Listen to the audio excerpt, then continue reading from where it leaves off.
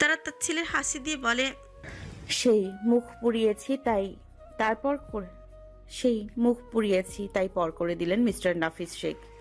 আজকে একটা কথা না বলে পারলাম না। সেদিন যদি আপনার মুখ না পুড়িয়েই বাড়িতে আসতাম তাহলে আমার জীবনে এতগুলো আপনজন পেতাম না। আপনি কি ভাবেন মিস্টার নাফিস শেখ? আপনি আমাকে সবচেয়ে বেশি ভালোবাসেন? আমিও ছোট থেকে তাই ভাবতাম, কিন্তু জবে থেকে এই ম্যানশনের মানুষগুলোকে দেখছি, আমার শ্বশুর, আমার শাশুড়ি, আমার দেওর, আর সবার শেষে আমার স্বামী, যার কথা যতই বলি কমই হবে। আপনি জানেন মিস্টার নাফিস শেখ, আমার শ্বশুর, আমার শাশুড়ি আমাকে বাঁচানোর জন্য নিজের জীবন দিয়েছিলেন। এখনো বলতে পারবেন যে আপনি আমাকে সবচেয়ে তাদের চেয়েও বেশি ভালোবাসেন? পারবেন বড় মুখ করে বলতে? আমার স্বামী আমার জন্য কি না করেছে তার লিস্ট এখানে ধরা সম্ভব না। তাও বলবেন যে আপনারা আমাকে সবচেয়ে বেশি ভালোবাসেন? কি করেছেন আপনারা আমার জন্য? শুধু বড় করেছেন। মনে হয়েছিল আমার জন্য আপনাদের বদনাম হবে, তাই বিয়ে করাতে চেয়েছিলেন অন্য জায়গায়, যেখানে বিয়ে না করে যখন নিজের ভালোবাসার মানুষের কাছে চলে এলাম পর করে দিলেন। চেহারাটা অব্দিও দেখলেন না। তারার গলায় দলা পাকিয়ে কান্না চলে আসতে চায়, কিন্তু সে ছুচকামছে নিজের কান্না আটকিয়ে কথা বলার চেষ্টা করছে। পাশ থেকে আলপনা, ধ্রুব ওকে সান্ত্বনা দিচ্ছে। তন্দ্রা শেখও কি বলবেন ভেবে পাচ্ছেন না। নিজেকে বজ্জ অপরাধী মনে হচ্ছে তার আজকের দিনে। তারা নিজেকে সামলে নিয়ে আবার ভেজা গলায় বলে, আপনি জানেন নাফিস শেখ, আমি নিজের প্রথম সন্তান শ্বশুর শাশুড়ির ভালোবাসা একদিনে হারিয়েছি। জানতেন না কতদিন হসপিটালে কাটিয়েছিলাম, দেখতেও আসেননি। একা একা থেকেছি একটা ফ্ল্যাটে, তাও আসেননি আপনারা কেউ আমার খোঁজ নিতে। একবারও জিজ্ঞেস করেছেন এই 6 বছরে মা তুই কি ভালো আছিস? করেননি। তারপরেও আমি চেয়েছি আমার বাবা যেন আমার সাথে সবকিছু ঠিক করে নেয়, আমার সাথে আগের মতো হেসে হেসে দুটো কথা বলে। কিন্তু আপনি তো। কি হয়েছে ফ্লাওয়ার? তোমার চোখে পানি কেন? কাঁদছো কেন তুমি? রাফানের বাজখাই গলায় সবার ওর দিকে চোখ যায়। রাফানের চোখ অগ্নিস্ফুলিং এর মতো তপতপ করছে। চোয়াল দুটো শক্ত হয়ে আছে। কালো ফর্মাল পোশাকে ওর উজ্জ্বল দেহ ফুটিয়ে তুলছে অন্যরকম এক চরিত্রের বহামানতা। তারা কান্না দেখে মূলত রাফান এত রেগে গেছে। ভারী পায়ে হেঁটে এসে রাফান তার হাত থেকে ফোনটা নিয়ে স্পিকার অফ করে নিজের কানে ধরা চোয়াল শক্ত করে শীতল গলায় নাফিস থেকে কিছু বলার সুযোগ না দিয়েই বলা শুরু করে, আপনি যদি আজকে এখানে না আসেন শ্বশুরপা, আপনাকে আমি কি করে এখানে তুলে আনি জাস্ট দেখবেন আপনি। এই পৃথিবীতে আমি একটা জিনিস প্রচণ্ড ঘৃণা করি, আর সেটা হলো আপনার মেয়ের চোখের পানি, যেটা এখন আপনার জন্য আমাকে আই সোয়ার আপনি না এলে আমি দক্ষযজ্ঞ বাঁধিয়ে দিব। আমি গাড়ি পাঠাচ্ছি, আপনি চুপচাপ চলে আসবেন, নয়তো আমার লোক আপনাকে তুলে আনবে। রাফান ইব্রাহিম মৃধার শ্বশুর হিসেবে এটা নিশ্চয়ই সম্মানের হবে না আপনার জন্য। বলেই ফোন কেটে দেয় রাফান। পাশে দাঁড়িয়ে থাকা নিখিলকে বলে, এখনই গিয়ে আমার শ্বশুর আব্বাকে নিয়ে আয়। যদি না আসতে চায় তাহলে তুলে আনবি, কিন্তু আগামী আধ ঘন্টার মধ্যে আমার তাকে এখানে চাই। নিখিল রাফানের কথা একটু খাবড়ে গিয়ে বলে, আধা ঘন্টায় কি করে সম্ভব ভাই? এখন থেকে এই বাসায় যেতেও তো 2 ঘন্টা সময় লাগে, আর ওনাকে ম্যানেজ করে আনতে আনতে আরও 2.5 ঘন্টার মতো সময় লাগবে। রাফান নিখিলের দিকে চোখ গরম করে তাকে ছাঁচালো গলায় বলে, হেলিকপ্টার নিয়ে যা। গর্থপ পালি আমি লাখ লাখ টাকা দিয়ে, কোটি কোটি টাকা দিয়ে। সবকিছু বলে দিতে হয় তোদের। না না ভাই, আসছি, এক্ষুনিই যাচ্ছে। কথাটা বলে নিখিল সাথে করে দুজন বডিগার্ড নিয়ে ম্যানশনের ছাদে চলে গেল হেলিকপ্টার নিয়ে বের হতে। এদিকে তারা টেবিলের উপর মাথা হেজ করে ফুপি ফুপি কেঁদে চলেছে। রাফানের ওর কান্না দেখে প্রচুর মেজাজ খারাপ হচ্ছে। রাফান তারার সামনে হাঁটু গেড়ে বসে তারা দু বাহু ধরে ওকে সোজা করে দিয়ে বলে, look at me flower, just look at me, stop crying. দেখো আমি নিখিলকে পাঠিয়েছি, তো তোমার বাবাকে আনতে গেছো। এখন চুপ করো, কান্না বন্ধ করো। জানো, তোমার চোখের পানি দেখলে আমার কলিজা ক্ষতবিক্ষত হয়ে যায়। যেই রাফান ইব্রাহিম মানুষের কলিজা টান দিয়ে ছিঁড়ে নিতে ভয় পায় না, সেই আমিটার কলিজাটাই ছিঁড়ে যায় তোমার এক ফোঁটা চোখের পানিতে। প্লিজ কান্না বন্ধ করো। রাফানের কথায় তারা নিজের কান্নার সামনে চুপ করে। রাফান নিজের 2 হাত দিয়ে যত্ন করে তার চোখ মুছে দেয়। অনুষ্ঠানে সবাই মুগ্ধ হয়ে দেখে তারার প্রতি রাফানের ভালোবাসা। তন্দ্রা শেখও যত দেখেন ততই মুগ্ধ হন। সবার সামনে দিয়ে রাফান তারাকে কোলে করে নিয়ে উঠে দাঁড়ায়। নিজের কক্ষে যাওয়ার আগে কবিরকে বলে যায় যেন নাফিস শেখ এলে ওদের ডাক দেয়। তার আগে যেন ওরা সব ম্যানেজ করে। এদিকে গেস্টরা প্রায় এসেই পড়েছে, আর কয়েকজন বাকি আছে শুধু। পুরো ম্যানশনকে কড়া পাহাড়ে রেখেছে রাফান। 500 গেস্ট ইনভাইট করেছে আর 200 বডিগার্ড সেট করেছে বাড়ির আনাচে কানাচে, কারণ সাবধানের মান নেই। যদিও কে আত্মীয় আর কে বডিগার্ড এটা কেউ বলতেই পারবে না। বেশিরভাগ বডিগার্ড সিভিল পোশাকে আছে, নিজেদের পরিচয় লুকিয়ে। ইনভিটেশন কার্ড ছাড়া কারো এখানে প্রবেশ নিষেধ। এইসব কিছুই রাফান তারা সেফটির জন্য করেছে, যেন কেউ ওর কোনো ক্ষতি না করে ফেলে বা তারা এমন কিছু না করে যেটা ওর ক্ষতি হতে পারে। ঠিক 8 ঘন্টার মধ্যে নিখিল নাফিস শেখকে নিয়ে হাজির হয় মৃধা ম্যানশনে। রাফান গেস্টদের মাঝে কোনো কথা বলতে চায় না বলে দোতলা লিভিং রুম, যেটা খুব কমই ব্যবহার হয়, সেখানে নিয়ে যায় ওনাকে। তারা, তন্দ্রা শেখ, নাফিস শেখ আর রাফান, এই 4 জনই শুধু থাকে আর বাকিরা নিচে অপেক্ষা করতে থাকে। সামনাসামনি 2টি সোফার একদিকে বসে আছে নাফিস শেখ এবং তন্দ্রা শেখ, আর তার বিপরীতে বসে আছে রাফান এবং তারা। 4 জনেই চেহারাতে গাম্ভীর্যের ছাপ স্পষ্ট।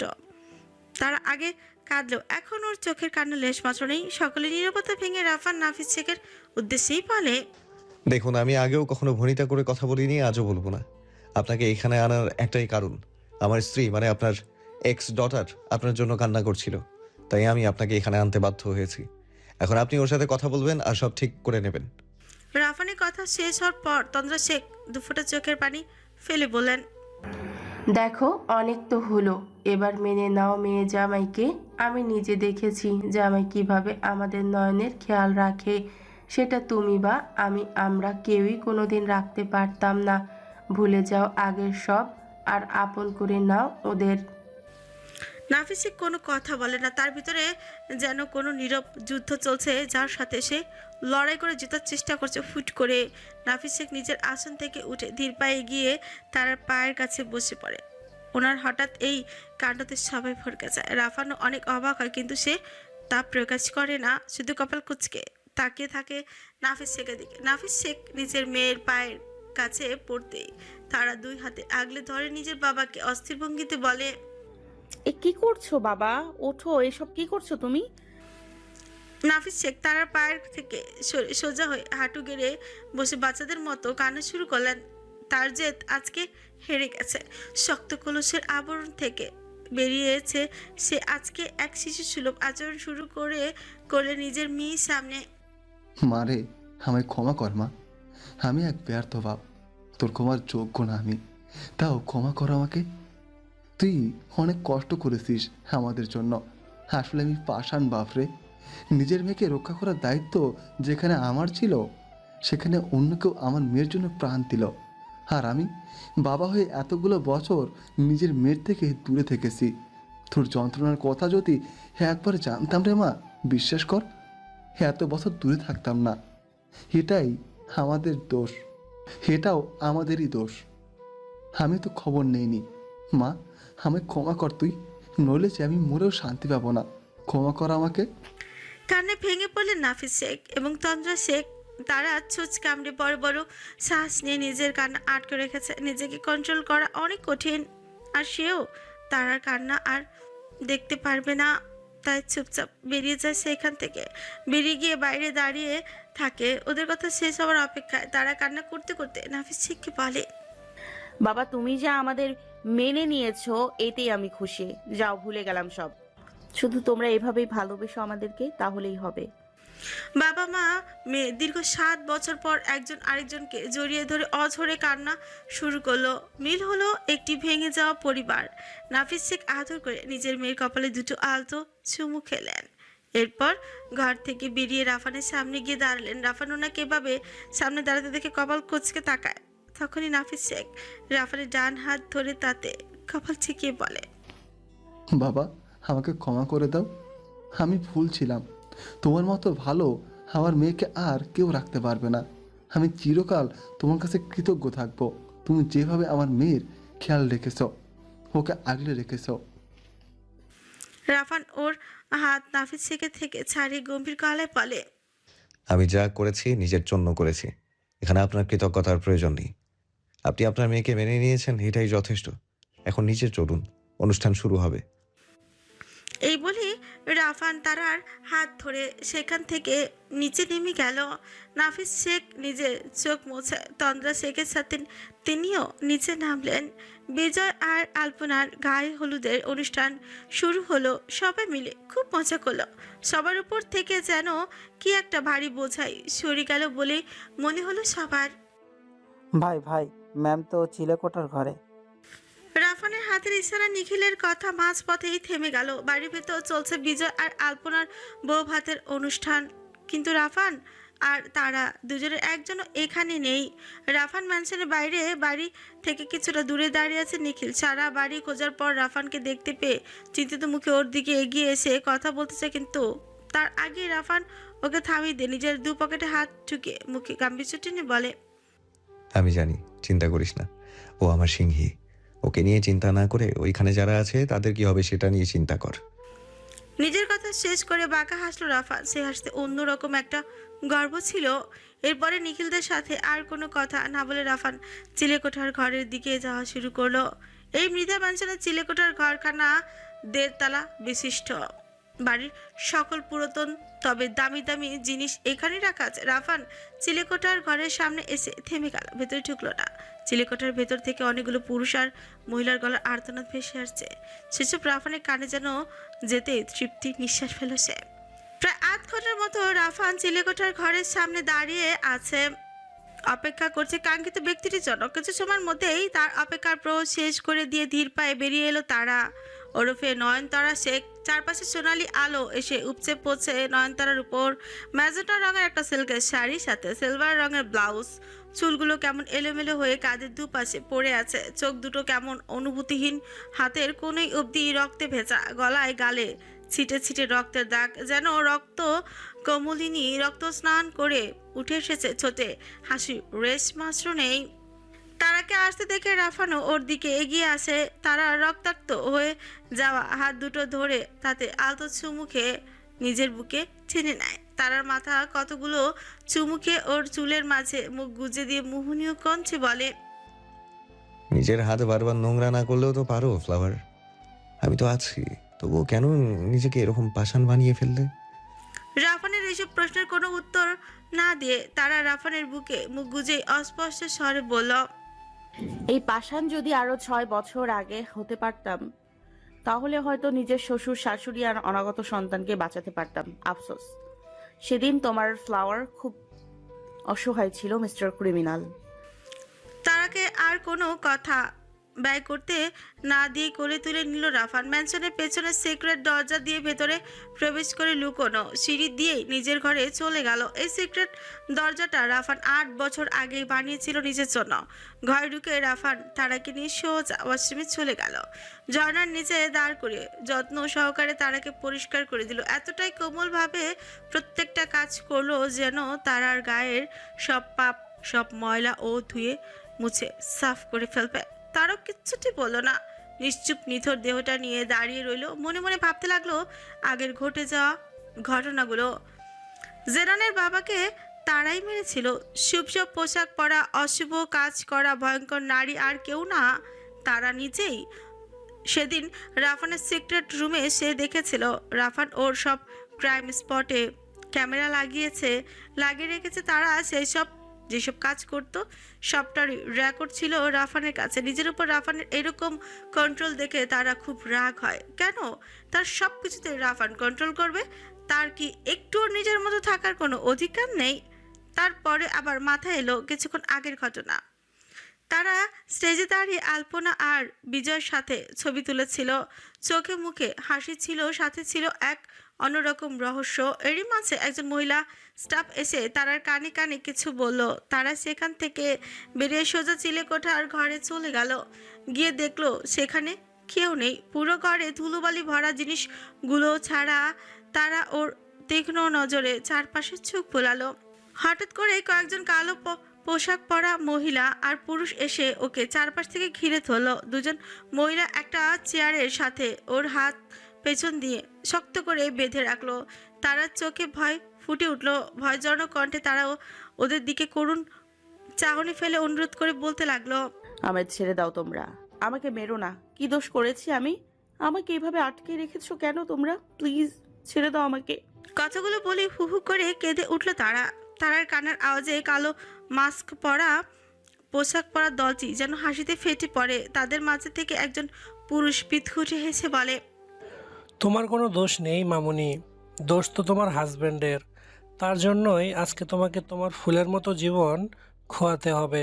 আমাদের ক্ষমা করো না, তুমি ঠিক আছে? অভিশাপ দিতে দিতে যেও। জানোয়ারের মতো হেসে উঠল লোকটা। তার কথায় যেমন বিদকুটে ভাব ছিল, তেমনি বাজে লোকটার হাসে। তার হাসিতে আরো ভয় পেয়ে গেল তারা। ভয় শুষ্ক চোখিলে কাপা কাপা গলায় বলতে শুরু করলাম, আমায় মেরো না, আমায় মেরো না। আমি তো কিছু করিনি বলো, তাহলে আমায় কেন মারবে তোমরা? দুজন মহিলা একজন আরেকজনের দিকে ছাওয়াছাই করে বলল, আহারে বড্ড অসহায় রে মেয়েটা, বেচারে ফুলের মতো কোমল, অঝরেই প্রাণ হারাবে। মায়া দেখানো নাটক করে শেষে এই মহিলাটাও বাজে ভাবে হাসলো তার অবস্থা দেখে। তারা ওদের হাসি দেখে ভয়ে কাঁপতে কাঁপতে বলে, আমাকে ছেড়ে দাও।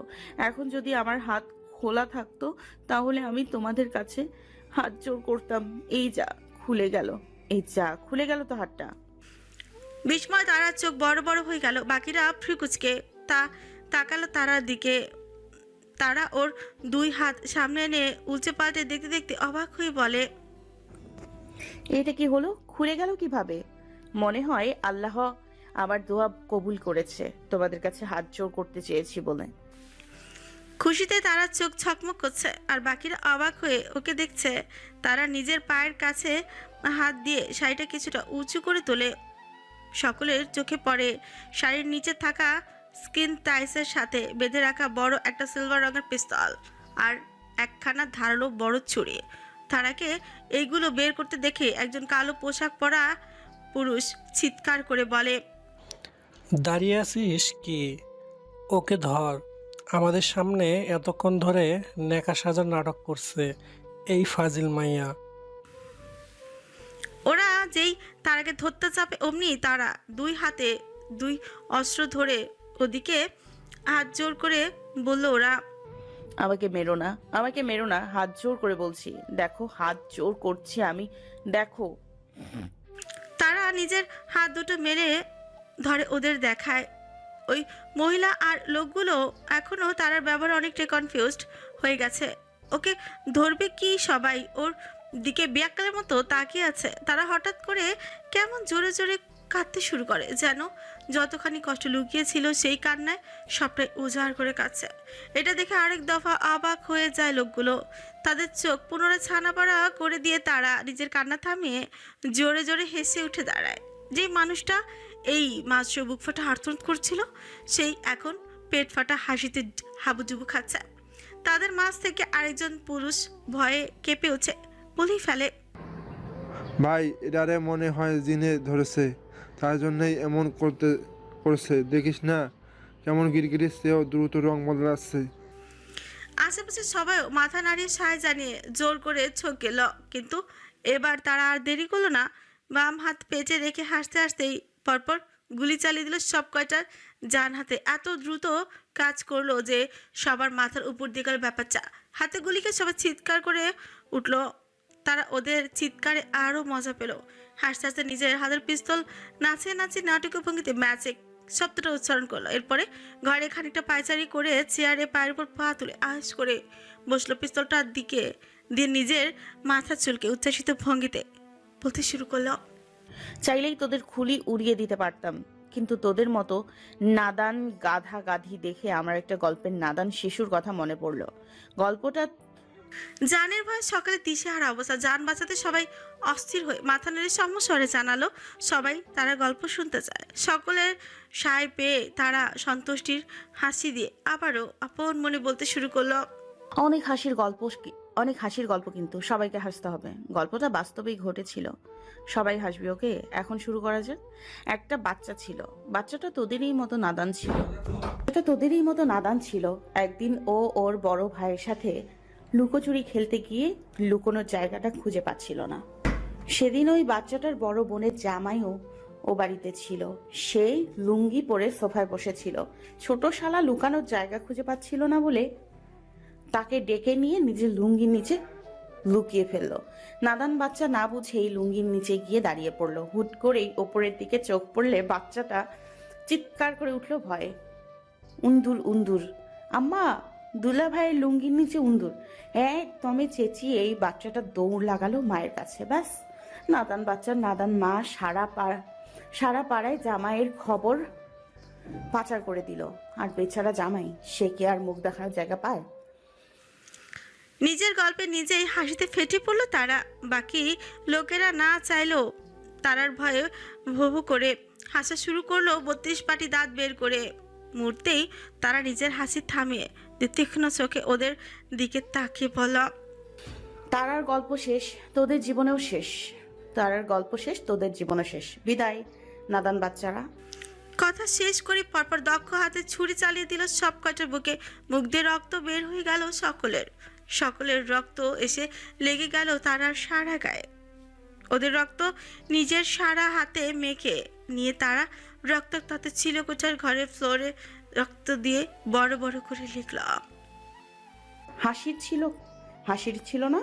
নিজের ঘরে বেলকনিতে দাঁড়িয়ে পকেটে হাত ঢুকিয়ে দাঁড়িয়ে আছে রাফান। ধোয়া আচ্ছন্ন মনে নানা রকমের ফাঁদ বনছে। ইচ্ছে করছে একটা সিগারেট ধরিয়ে তাতে দুটো টান দিতে। অন্য সময় হলে তাই করতো, তবে সে যে কথা দিয়েছে সিগারেট ছোবে না। সোজা হয়ে দাঁড়িয়ে 7-5 ভাবতেই ফোনে কল এলো। ফোনটা রিসিভ করতে ওপাশ থেকে কবির অস্থির ভঙ্গিতে বলতে শুরু করলো, বস, এই ম্যানশনের চিলেকোঠায় আগুন ধরে গেছে, পুরোপুরি পুড়ে ছাই হয়ে গেছে। রাফান কবির কথা শুনে বোকা বাঁকা হাসি ফুটিয়ে গুড জব বলে ফোনটা কেটে দিল। সারা বাড়ির মানুষ অস্থির হয়ে উঠেছে আগুন লাগার কথায়। রাফান আর তাড়াহুড়ো করে নিচে নেমে আসে। রাফান সকলের উদ্দেশ্যে গাম্ভীর্যের সঙ্গে বলে, আপনারা ভয় পাবেন না, সেখানে অনেক পুরনো জিনিসের সাথে পুরনো কেমিক্যাল ছিল, যার জন্য আগুন ধরেছে। আমাদের গার্ডসরা আগুন নেভানোর ব্যবস্থা করে ফেলেছে। এই বাড়ি পর্যন্ত আগুন আসবে না, আপনারা নিশ্চিন্তে থাকতে পারেন। রাফানের কথা সকলে সান্ত্বনা পেলে, কিন্তু জেনিফা কিছু একটা ধরতে পেরে নিখিলকে টান দিয়ে অন্য পাশে নিয়ে গেল। একটা কথা বলার জন্য বিরক্ত হয়ে গেল কিছুটা। কি হলো, টানাটানি করছো কেন? রোমান্স করতে ইচ্ছে হলে কেউ এভাবে টানে নাকি? জেনিফাও নিখিলের সঙ্গে রাগ দেখিয়ে বলল, কিউ রোমান্স? আমি এখানে রোমান্স করতে আসিনি, আমাকে বলো এটা কেন করলে? জেনিফার কথার আগে পিছে ধরতে না পেরে নিখিল পুনরায় জিজ্ঞেস করল, ও মা, আমি আবার কি করলাম?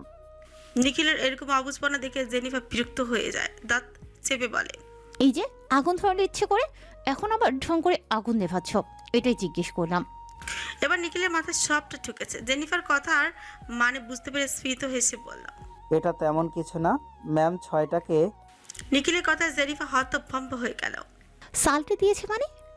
নিখিল সরল ভঙ্গিতে বলল, শালটে দিয়েছে মেরে দিয়েছে। আমি ঢুকেছিলাম ওই রুমে, অবস্থা দেখতে গিয়ে দেখি রক্ত দিয়ে ফ্লোরে বরবার করে লেখা হাসির ছিল না, আর 2জন মহিলা সহ 4জন পুরুষের ডেড বডি। আর এই কাজ আমার ভাই করেনি, আমার ম্যাম করেছে, বুঝেছ? এখন চলো, না হলে ভাই পেদাবে। কথাগুলো শুনে জেনিফা হা হয়ে গেল।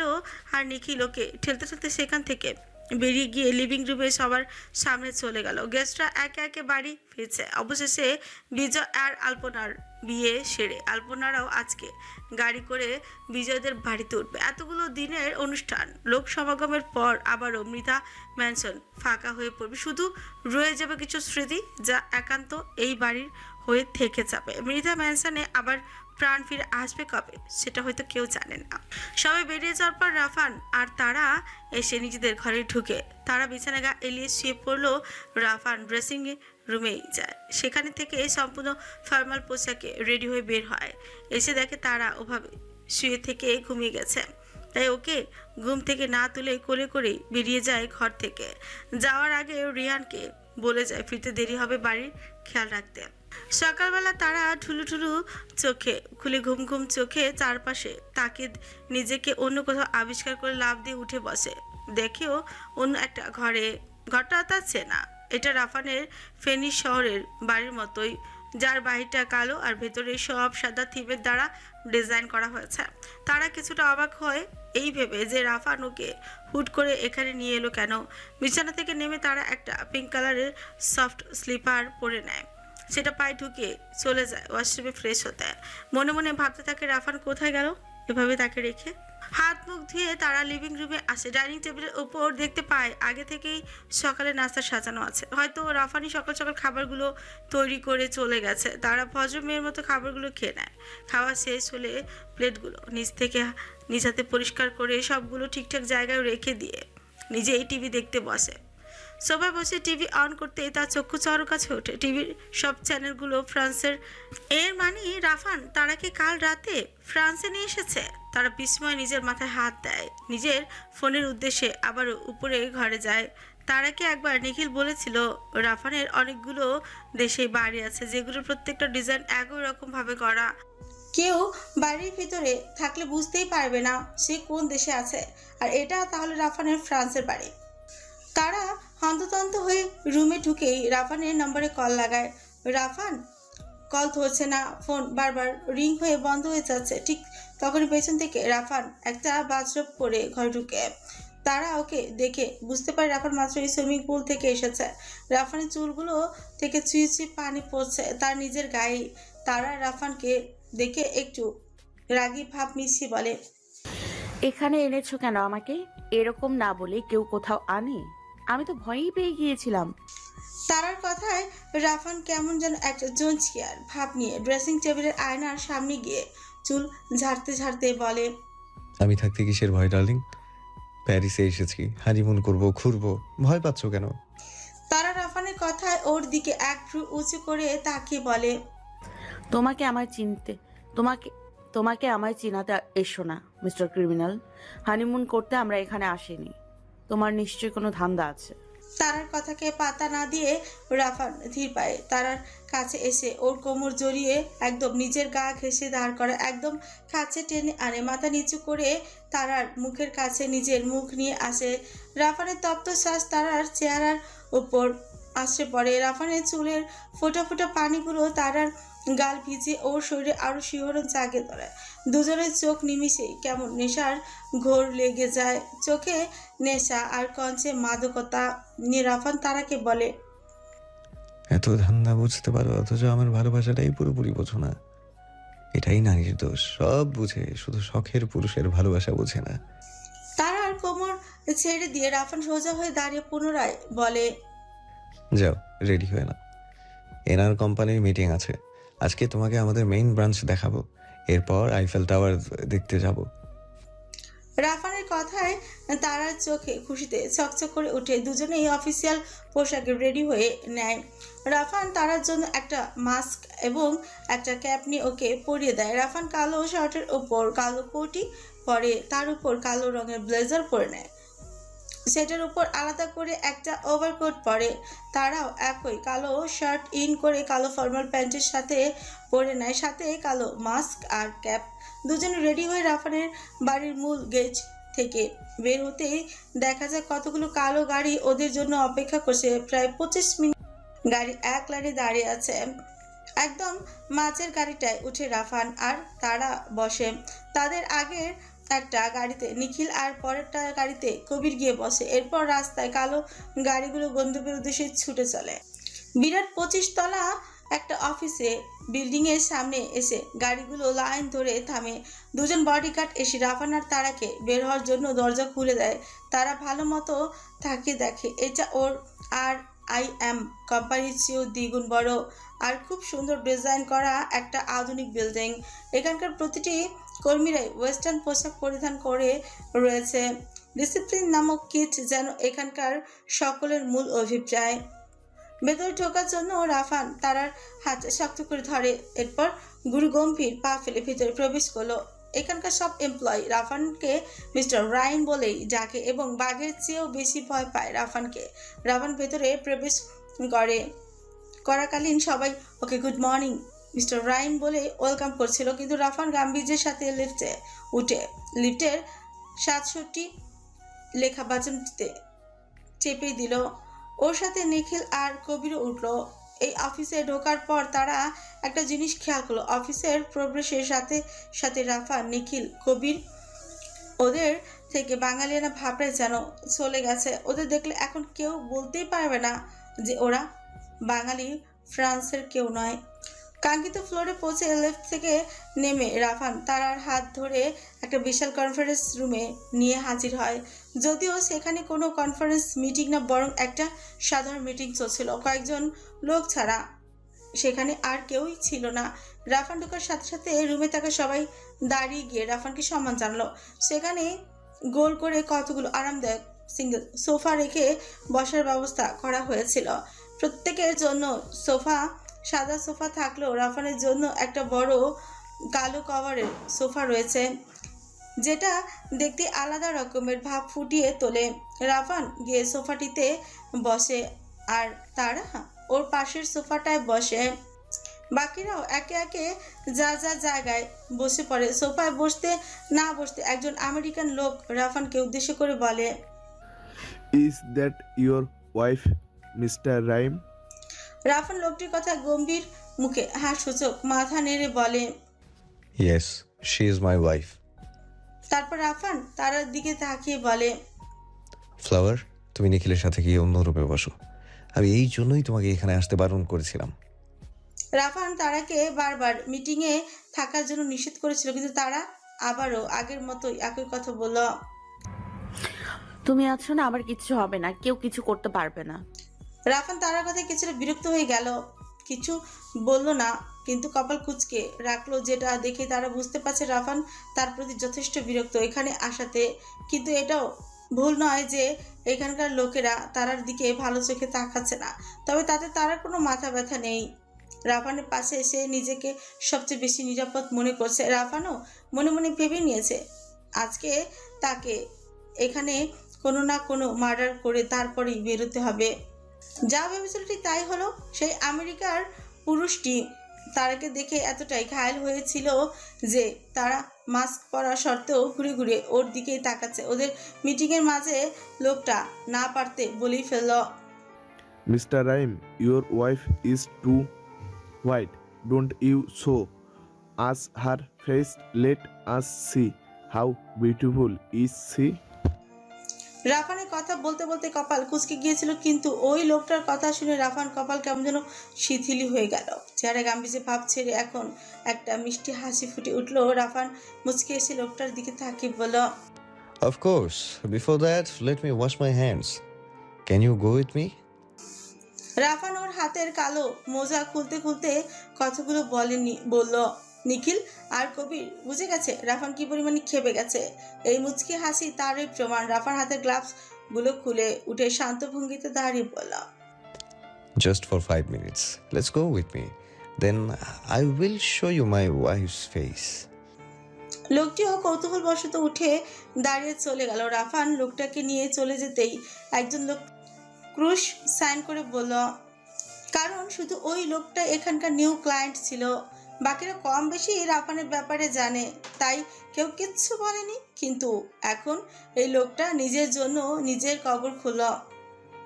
ধপ করে কিছু পড়ার আওয়াজ হলো মনে হয়। সকলে কনফারেন্স রুমের বিরাট কাচের দেয়ালের বাইরে তাকালো। সাথে সাথে আরেকটা বড় কিছু বলল। প্রথমবার কেউ ভালো মতো বুঝতে না পারলো দ্বিতীয়বার বুঝতে পারে। কারোর শরীরকে 2 টুকরো করে 2 বারে ফেলা হয়েছে।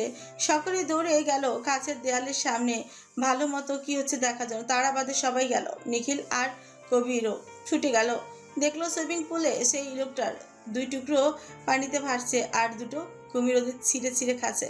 এই সুইমিং পুলটাও সাধারণ মানুষের জন্য নিষিদ্ধ, কারণ এখানে রাফান 2টো কুমির রেখেছে।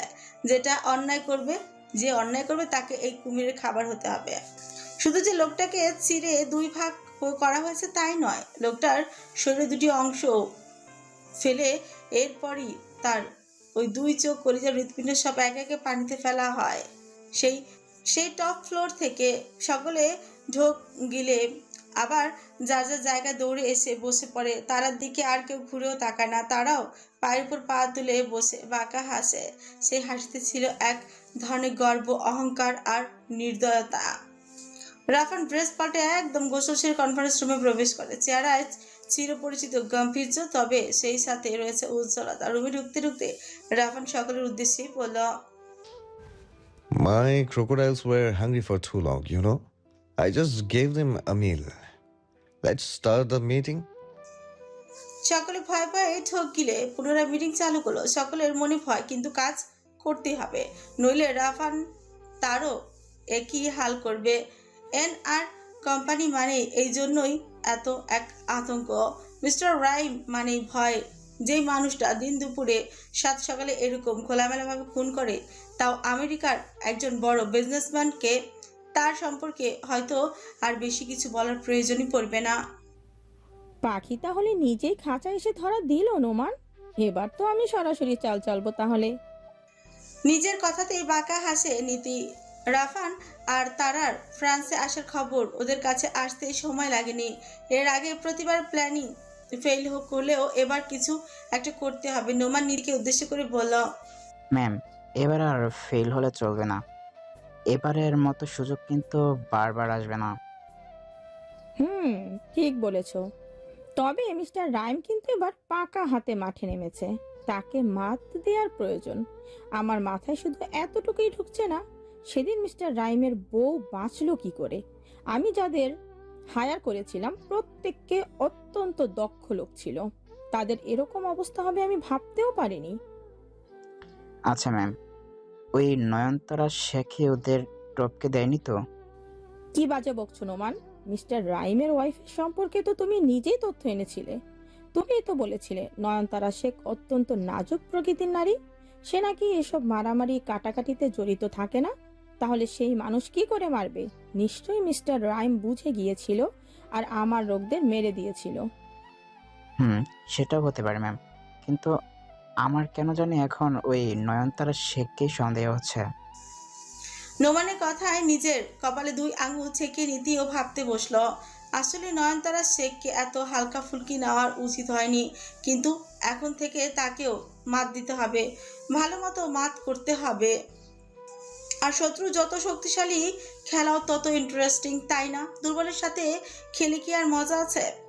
প্যারিসের আইফেল টাওয়ারের সামনে দিয়ে হাত ধরে হাঁটছে রাফান আর তারা। চারিদিকে হলুদ আলোতে আলোকিত হয়ে আছে। সেই আলোয় আরো স্নিগ্ধ করে তুলেছে চাঁদের লাল আলো।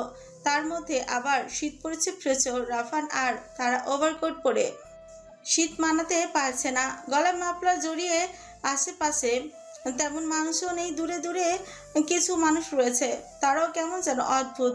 তারা মানুষগুলোকে খেয়াল করে কপাল কুঁচকে তাকালো রাফানের দিকে। রাফান এক হাত পকেটে রেখে অন্য হাত তারার হাত ধরে হাঁটছে। আশেপাশে তাকে কি যেন বোঝার চেষ্টা আছে। মিস্টার ক্রিমিনাল, রাস্তায় মানুষ নেই কেন? যাদের দেখছি সবাই তো মনে হয় তোমার লোক। ঠিক বললাম তো? তারার প্রশ্ন শুনে রাফান তারার দিকে তাকালো। হাঁটতে হাঁটতে গাম্ভীর্যের সাথে উত্তর দিল তারার প্রশ্নের। সেরকম কিছুই না, রাস্তা ব্লক করে রাখা হয়েছে। আমরা না যাওয়া অবধি কাউকে ভেতরে প্রবেশ করতে দেওয়া হবে না। বইয়ের সাথে কোয়ালিটি টাইম কাটাতে এসেছি এখানে। সেখানে যদি কেউ এসে কোয়ালিটি টাইমের 12টা বাজিয়ে দেয়, নিজেকে ঠিক রাখতে পারবো না ফ্লাওয়ার। রাফান কথাগুলো বলে হাঁটা থামিয়ে দেয়। তারা মাথা উঁচু করে রাফানের চোখের দিকে তাকায়। রাফানও আগে থেকেই তারার দিকেই তাকিয়েছিল। তারা তার নিজের অস্থির চোখ দুটোর দ্বারা রাফানের হৃদয় অস্থিরতাটা পড়ে ফেলতে চাইছে, থামিয়ে দিতে চাইছে যেন সব এলোপাথারি যত কি একটা ভেবে। রাফান খপ করে তারাকে কুলি তুলে নিল। ব্যস্ত ভঙ্গিতে গাড়ির দিকটা যেতে যেতে বলল, আর পারবো না, বাসর পাচ্ছে খুব। চলো বাড়ি গিয়ে বাসরের প্রসেসিং শুরু করি। রাফান বাড়ি ফিরতে চাইলেও তারা যাবে না, তো যাবেই না। সে দুমদাম পা নাড়াচ্ছে নেমে যাওয়ার জন্য। ছাড়ো, আমি যাব না এখন। আমার বাসর পাইনি, ছাড়ো।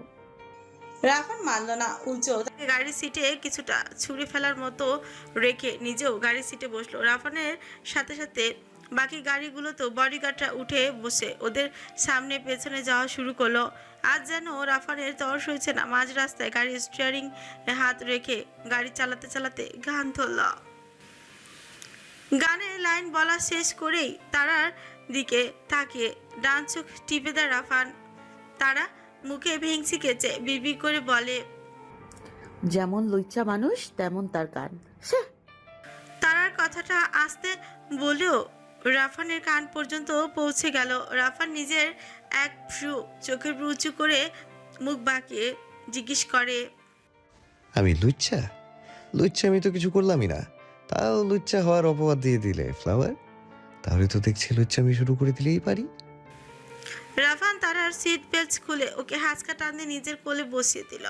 তারাকে মুখ খোলার সুযোগও না দিয়ে তারার গলায় নিজের মুখ গুজে দিল। অধৈর্য একজন মানুষের মতোই ব্যবহার শুরু করলো তারার সাথে। তারা রাফানকে বাধা দেওয়ার জন্য বারবার রাফানের বুকে ছ্যালা মেরে ওকে সরাতে চাইল, কিন্তু রাফানের শক্তির সাথে পেরে উঠছিলই না।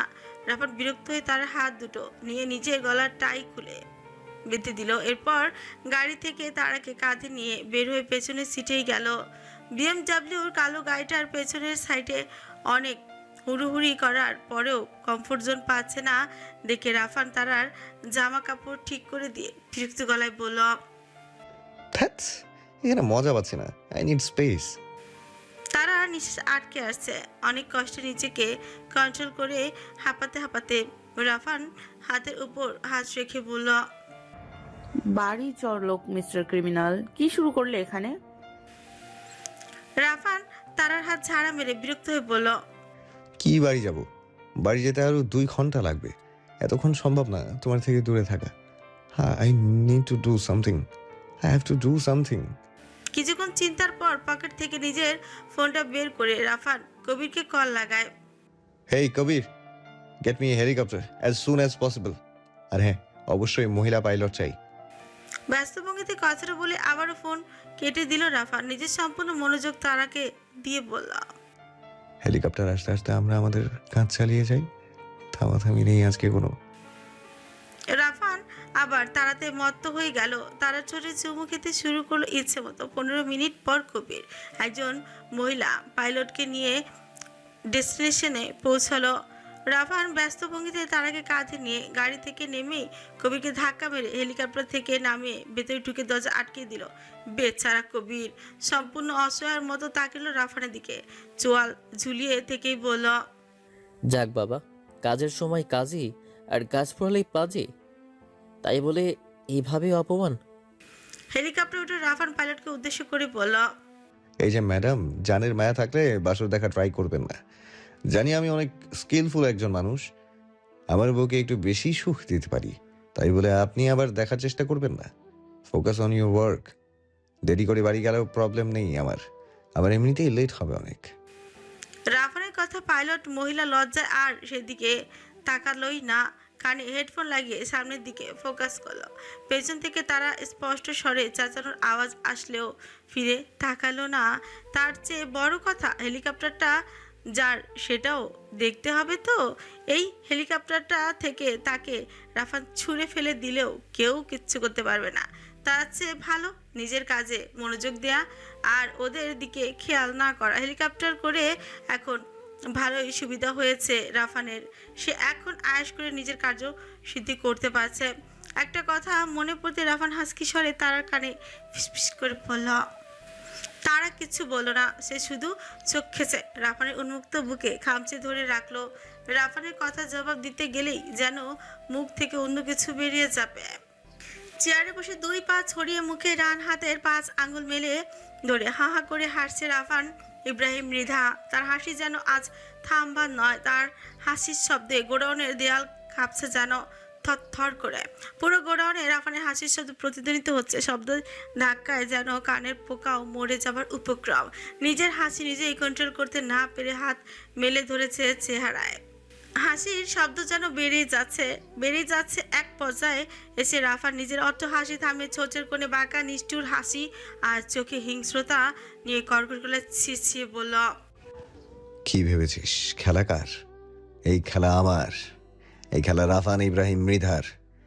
তোরা আমার কাছে বিনোদন ছাড়া আর কিছু না।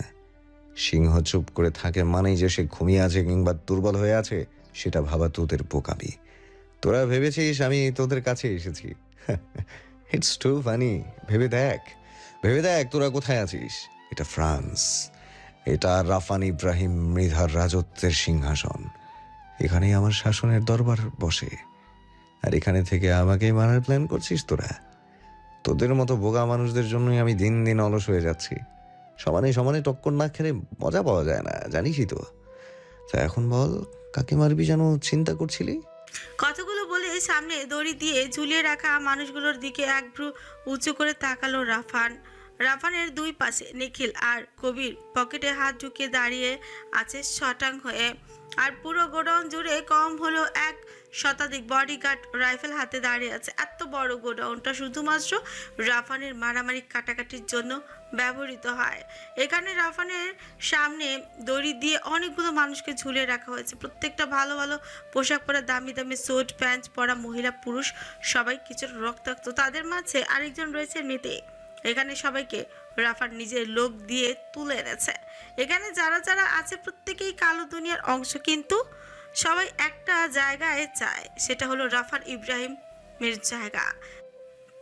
যেটা রাফান ইব্রাহিমকে মারতে পারবে যে সেই ওই জায়গায় উত্তরাধিকারী হবে। কেননা যাকে সবাই ভয় পায় তাকেই যদি কেউ মেরে দিতে পারে, তবে তাকে মানুষ কী পরিমাণে ভয় পেতে পারে সেটাই ভাববার বিষয়। এখানেও তাই হয়েছে। রাফান ইব্রাহিম মৃধাকে মারার তাগিদের নীতি সকলকে উস্কিয়ে দিয়েছিল। ক্ষমতার লোভে ক্ষমতার আসনে বসবার জন্য সবাই উতলা হয়ে থাকে হার হামেশে। সেটার লোভে আরও দ্বিগুণ হয়ে নীতির উস্কানি ছেলায় সকলে মিলে প্ল্যানিং করেছে রাফান ইব্রাহিমকে রাস্তা থেকে সরিয়ে দেওয়ার। আর সেই প্ল্যানিংকেই কি করে রাফান যেন জেনে গেল, কেউ বুঝতেও পারল না। রাফানের ধোকায় পড়ে সবাই ওর হাতে বাজেভাবে বন্দি হলো।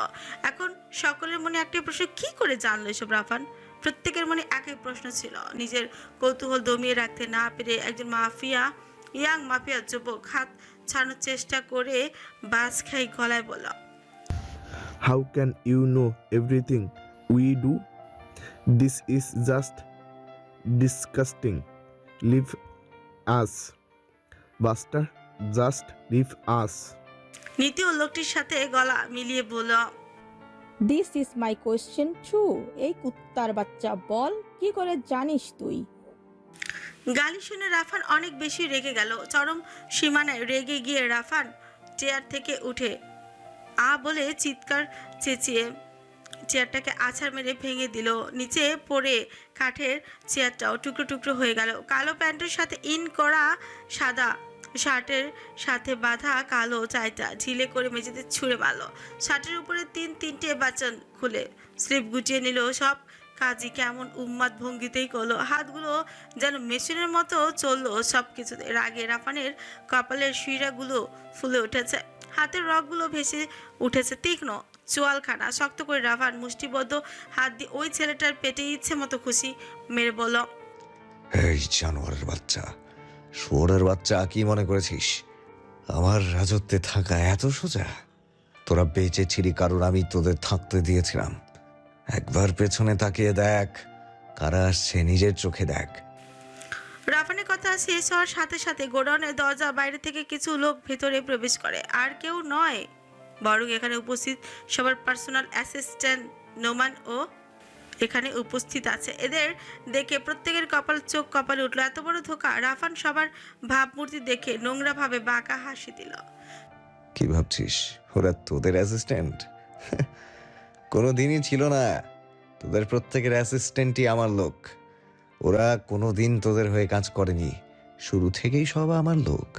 তোরা প্রতিদিন কয় পা মাটিতে ফেলিস, কতবার নিঃশ্বাস নিস, সেটার খবরও আমার জানা। আর তোরা ভাবিস আমায় মারবি, আমার ফ্লাওয়ারকে মারবি? এটা কি কোনো জোকসের চেয়ে কম? সকলে অবাক চোখ নিরাশ হয়ে রাফানের দিকে তাকায়। এই খেলা আসলেই কোনো দিন এদের ছিলই না, সবটাই রাফানের আন্ডারে ছিল। সকলে বিভৎস চেহারা দেখে রাফানের মনে পৈশাচিক আনন্দ হচ্ছে এই মুহূর্তে। সেই আনন্দের বাড়ি ধারে রাফান বাঁকা হেসে সকলকে উদ্দেশ্য করে সকলের সামনে একটা প্রস্তাব রাখলো। আমি তোদের সবাইকে একটা শেষ সুযোগ দিচ্ছি। না না, ভাবিস না যে বেঁচে ফিরবি। সিংহের গুহায় পা ফেললে সেখান থেকে বেরোনো অসম্ভব, যদি না খোদা মহান নিজে চান, কিন্তু তোদের বাঁচানোর উদ্দেশ্য আমার খোদার নেই। তাই তোরা মরবি ইনশাল্লাহ। আমি শুধু তোদের সামনে একটা প্রস্তাব রাখবো। প্রস্তাবটা হলো, তোরা মরার আগে তোদের সব সম্পদ আমার নামে উইল করে যাবি। যদি এটা করিস, তোদের পরিবারের নিরাপত্তার দায়িত্ব আমি নিজে নেব। আর যদি ভদ্রমতো সেটা না করিস, তোদের পরিবারের বেঁচে থাকার নিশ্চয়তা আমি দিতে পারছি না। কারণ মরতে তোদের এমনিতেও হবে, অমনিতেও হবে। আর তোদের সম্পত্তিও আমার নামে এভাবেও হবে, অন্যভাবেও হবে। সুতরাং ভদ্র বাচ্চাদের মতো সাইন করাটাই বুদ্ধিমানের কাজ। রাফানের প্রস্তাব শুনে সকলে আরো ভেঙে পড়ল। জোরপূর্বক একে একে সকলের হাতে টিপছাপ এবং সই নেওয়া হলো। সকলের সই নেওয়া শেষ হলে রাফান সবার স্বস্তি ঠিক করলো। কবির, কুড়াল নিয়ে আয়। আমার ফ্লাওয়ারকে জ্বালানোর জন্য এরা অনেক বড় প্ল্যান বানিয়েছিল। আর কিছু বুঝতে হয়নি, ব্যাখ্যা করে বুঝাতেও হয়নি। কবির চলে গেল কুড়াল আনতে, আর নিখিল একে একে সবার ঝুলন্ত দড়ি কেটে নিচে ফেলতে লাগলো। থপ থপ শব্দে নিচে পড়ে গেল নিখিল। আরও একজন বডিগার্ড মিলে প্রচণ্ড অবহেলার সাথে সবাইকে মরা লাশের মতন একসাথে জড়ো করলো। পুরো গোডাউন আহাজারি চিৎকারে ভরে গেল। সকলে জোরে জোরে গলা ফাটিয়ে চিৎকার শুরু করলো। এ যেন এক নিষ্ঠুর ইতি সবার জন্য, এক ভয়ঙ্কর ইতি, যেন কারো না হয় এত। সকলের চোখে ভয়, হতাশা, কান্না, মুখে আর্তনাদ, আহাজারি। রাফান হাতের ঘড়িটা খুলে কবিরের দিকে এগিয়ে দেয়া কুড়ালটাই নিল। কুড়ালটা একবার শূন্য তুলে আবার ভালো মতো আটঘাট বেঁধেই ধরলো। ধীর পায়ে এগিয়ে গিয়ে পড়ে থাকা ব্যক্তিদের সামনে দাঁড়ালো। সবকিছুতেই দৃঢ়তা থাকলো। কুড়ালটা শক্ত করে ধরে দুই হাতে একদমই। এক পর্যায়ে এসে সকলের আহাজারি, আর্তনাদ, চিৎকার থেমে গেল। পুরো গোডাউন স্তব্ধ হয়ে গেল। 15 মিনিটের ভেতর সবগুলো দেহ বাস্তবিকভাবে নিথর হয়ে পড়ে রইল। এই ভয়ঙ্কর তাণ্ডবলীলার ইতি হলো। নিষ্ঠুর হবার খেলায় পুনরায় জিতে গেল রাফান ইব্রাহিম মৃধা। হাতের গুড়ালটা ছুঁড়ে ফেলে দিল লাশগুলোর উপর। রাফানের সারা শরীর রক্তে ভেজা, যেন রক্ত দিয়ে গোসল করেছে আজ। সাদা সাচ্চা সম্পূর্ণরূপে লাল বর্ণ ধারণ করেছে চেহারা। হাতের চিয়ে পড়ছে লাল তরল তাজা রক্ত। জল্লাদও হয়তো কাউকে এত নিষ্ঠুরভাবে মারতে পারবে না। লিভিং রুমের এপাশ থেকে ওপাশ পায়চারি করছে তারা। সেই যে রাত 9টায় এশার নামাজ পড়ে পায়চারি শুরু করেছিল আর থামায়নি। এখন রাত প্রায় 11টা ছুঁই। রাফান এখনও বাড়ি ফেরেনি। নিশ্চিত তারা রাফান কোনো ভয়ানক কাজে বের হয়েছে। হঠাৎ করে তারার ফোন বেজে উঠলো। রাফান ফোন করেছে ভেবে দৌড়ে গেল ফোন রিসিভ করতে, কিন্তু নাম্বার দেখে হতাশ হয়ে কলটা রিসিভ করলো। আসসালামু আলাইকুম। আলপনা, বল। কেমন আছিস নয়ন? আর ভাইয়াও কেমন আছে? আলপনার কথায় তারা দীর্ঘশ্বাস ফেলে বলল, ভালো আছি, কিন্তু সে এখনো বাড়ি ফেরেনি। কি বলছিস? এত রাত হয়েছে, কোথায় গেছে জানিস না? না রে, জানি না, হয়তো গেছে কারোর জীবনের আলো কেড়ে নিতে। তারার কথাগুলোতে কেমন যেন হতাশা কাজ করছিল, যেন সে তার এই মৃত্যু খেলা অস্থির হয়ে উঠেছিল। এবার সে বেরোতে চায়, সত্যি সত্যি বেরোতে চায় এসব থেকে। তারার কথা শুনে আলপনা কিছুক্ষণ চুপ থেকে বলা শুরু করলো, নয়ন, এক কাজ কর, বিবি নিয়ে নে, দেখবি ভাইয়া ঠিক লাইনে এসে পড়বে। বলছিস? পাক্কা, 100%।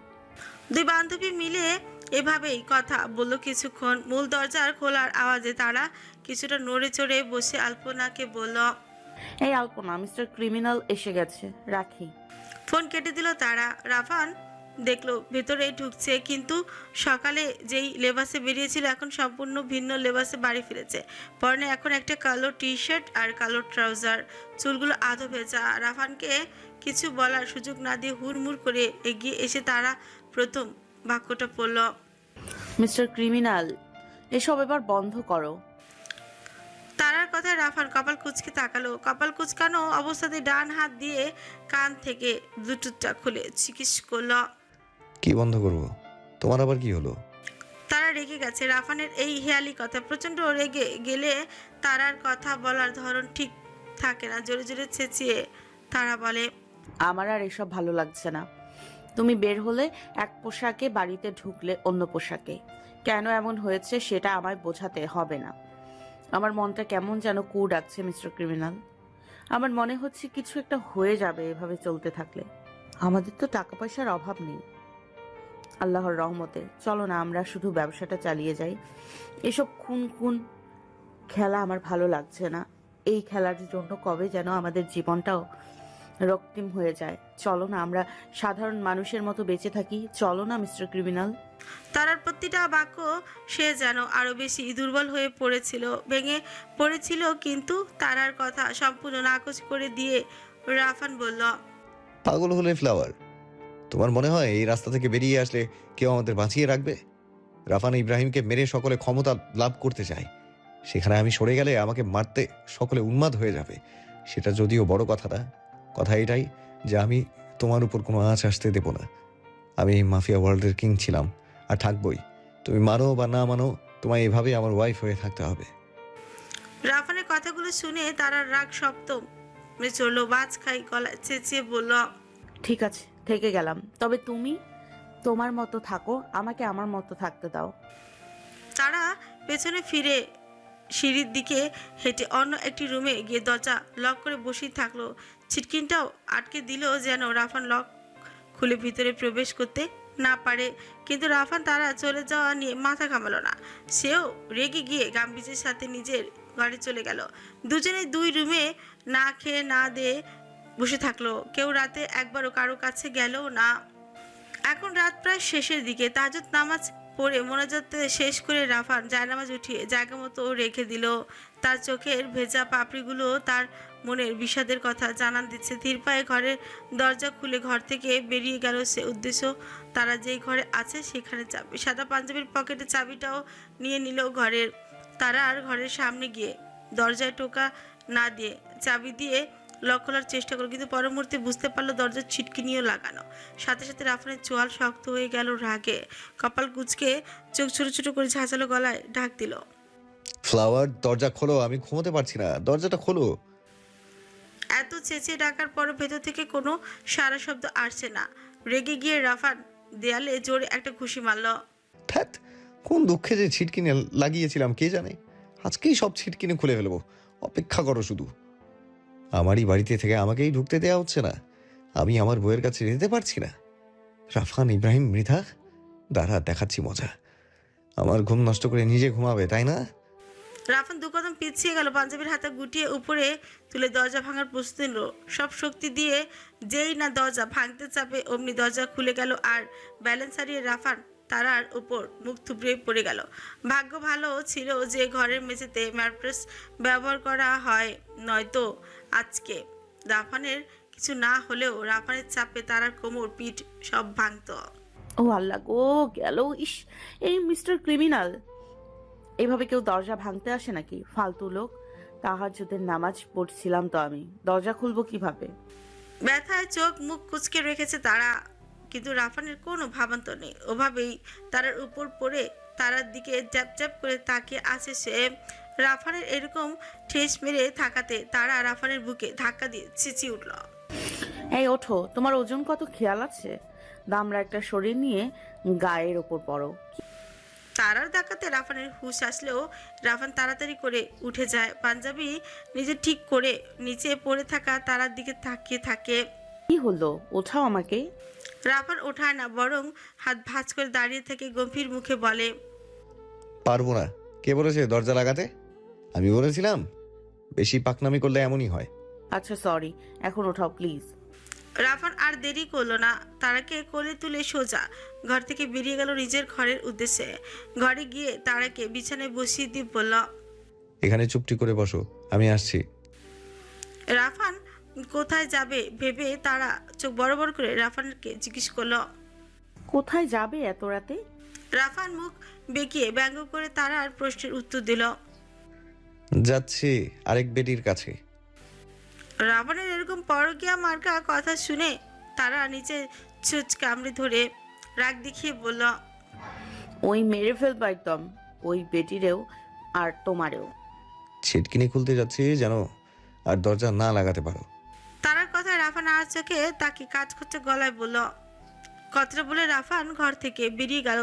প্রায় 20 মিনিট পর ঘেমে নিয়ে ফিরত এলো ঘরে। সাদা পাঞ্জাবিটা ঘেমে গিয়ে একদম শরীরের সাথে লেপটে আছে। হাতের বাইসেপসগুলো স্পষ্ট বোঝা যাচ্ছে শরীর ভিজে থাকার কারণে সুঠাম দেহের প্রতিটি অঙ্গের ভয়ঙ্করভাবে আকর্ষণ করছে তারাকে। তারপরও নিজেকে কন্ট্রোল করে তারা কপাল কুঁচকে কপট রাগ দেখিয়ে বলল, সিটকিনি খুলতে গিয়েছিলে নাকি যুদ্ধ করতে? শরীর এত ঘেমে গেল কি করে? হাতটাও তো লাল হয়ে গেছে। রাফান তারার কথাকে সম্পূর্ণ অগ্রাহ্য করে বলল, ও কিছু না, ফজরের আজান দিচ্ছে, নামাজ পড়ো যাও, আমি মসজিদে যাব। কথাটা বলে রাফান ড্রেসিং রুমে গিয়ে এই সাদা পাঞ্জাবিটা পাল্টে অন্য একটা সাদা পাঞ্জাবি, মুখে মাস্ক পরে চলে গেল। আর তারা জায়নামাজটা নিয়ে নামাজে দাঁড়ালো। হিজাব সে পরাই আছে, তাই হিজাব আলাদা করে পড়তে হলো না।